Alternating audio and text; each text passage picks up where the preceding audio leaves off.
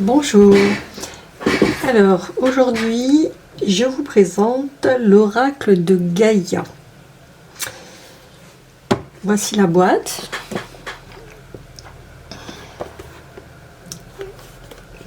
Donc c'est une belle boîte, hein.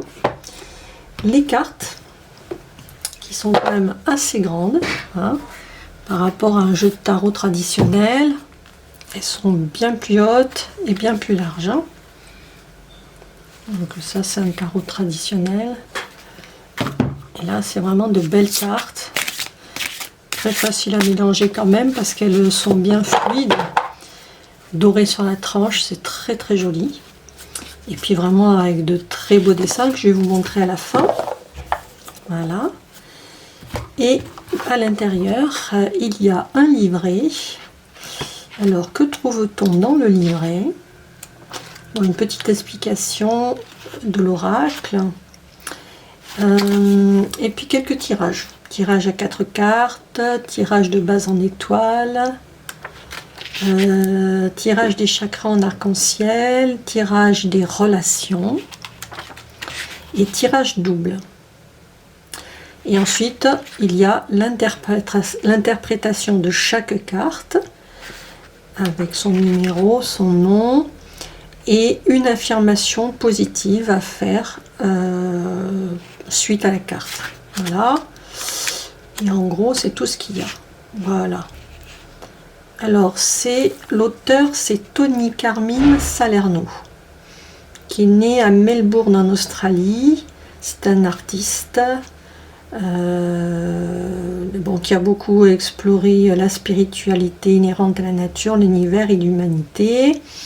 Gaïa, la déesse de la terre, symbolisant le principe féminin et sa principale source d'inspiration. Quels que soient les thèmes, ses œuvres reflètent invariablement sa beauté, son amour et sa sagesse. Voilà, et c'est vrai que ce sont de très belles peintures. Et donc apparemment, il a fait à la fois les dessins et à la fois le contenu des cartes. Alors, il y a un joli petit sachet pour mettre les cartes.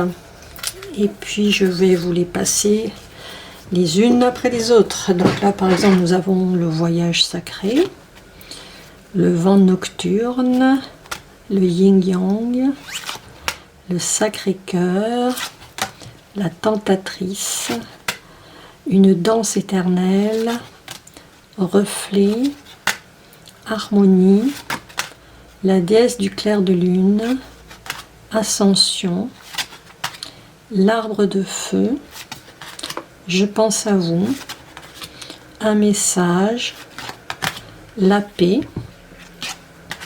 9 de cœur, la quête, l'améthyste, rêve, évolution, l'océan d'amour éternel, terre-mère sacrée, intuition, Gaïa, cadeau secret, clair de lune, la guérison, amour éternel, perception, le jardin zen, un joyau dans une larme, l'arbre de vie, libération, la fin de l'hiver, un amour perdu, voie secrète, purification, ou Ganesha, la forêt enchantée, souvenir, purification par le feu, le deuil, l'accomplissement, l'appréhension, l'attachement, la déesse de la création. Alors ce sont des cartes qui seront lues dans le bon sens, hein, c'est-à-dire on ne les lit pas à l'envers, on les remet à l'endroit. Là on voit bien que c'est quand même un oracle qui est plutôt orienté spiritualité, développement personnel.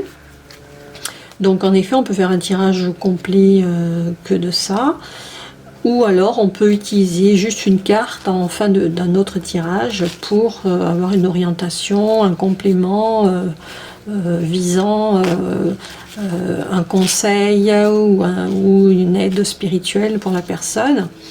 Et comme il y a une affirmation positive qui va avec, et ben c'est intéressant, ça fait un petit travail à faire pour la personne. Par exemple, je vais vous en lire une.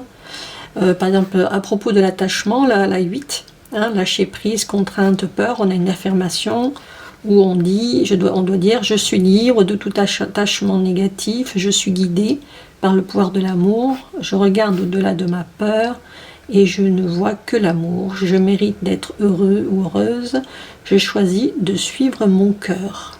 Voilà, c'est un très très beau jeu, vraiment, hein. J'ai beaucoup de plaisir à l'utiliser.